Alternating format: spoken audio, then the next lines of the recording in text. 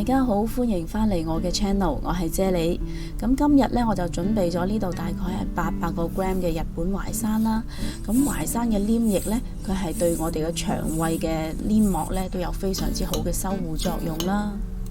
另外呢，淮山佢係健脾補腎嘅，尤其係對一啲成日都覺得周身骨痛啦，好易攰又成日冇力啦，冬天可能手腳會凍冰冰啊，同埋經常失眠嘅人士食用啦。你哋今日好嗎？留言話我知，你哋今晚想飲咩湯水啊？祝你哋有開心愉快嘅一日。將切好咗嘅淮山擺落個湯煲度先。煲湯嘅粟米呢，我就習慣由中間切開佢嘅，因為粟米芯呢可以幫我哋對抗炎症啦，佢對肝炎啦、膽囊炎啦、腎炎啦，甚至乎係膽結石呢都有一定嘅食療作用㗎喎。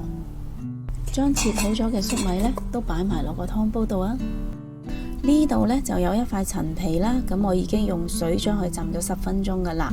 咁陳皮呢，佢有止咳化痰、健脾和胃嘅功效啦。若果你對我嘅食譜有任何疑問嘅話，請你將個問題寫喺下邊評論區嗰度啊，我係非常之咁樂意同大家一齊討論噶。有護肝、補腎、抑制癌細胞生長嘅姬松茸啦，我呢度用咗大概40個 gram 左右啦。姬松茸呢，我通常會揀啲橙色偏紅嘅，咁呢啲就屬於比較靚啲嘅姬松茸啦。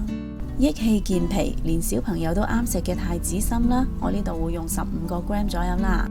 健脾補腎又可以強健骨骼嘅栗子啦，我呢度用咗大概80個 gram 左右啦。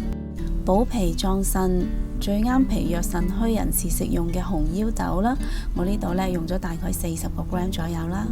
補血養肝安神嘅紅棗啦，我呢度用咗7粒嘅。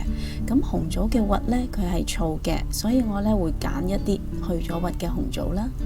含有豐富嘅膳食纖維同埋蛋白質嘅腰果啦，我呢度呢用咗大概80個 gram 左右啦。佢仲可以強健骨骼，令到我哋精力充沛添噶。補氣養血護肝安神嘅圓肉啦，我呢度用大概15個 gram 左右啦。上述嘅乾品喺製作嘅過程中難免沾上一啲嘅沙石塵啦，所以我會將佢清洗3-4次啦。我會將呢個湯所用嘅所有食材啦 list 咗喺呢條片嘅最後啦。咁如果你哋煲呢個湯嘅時候呢，就將呢條片拉到最後嚟睇，就可以一目了然噶啦。為咗避免植物蛋白同埋各種營養元素嘅流失啦，咁以上嘅乾品呢，我都唔建議喺煲湯之前去浸佢哋啦。只要將佢哋清洗乾淨咗，就可以擺落個湯煲度煲噶啦。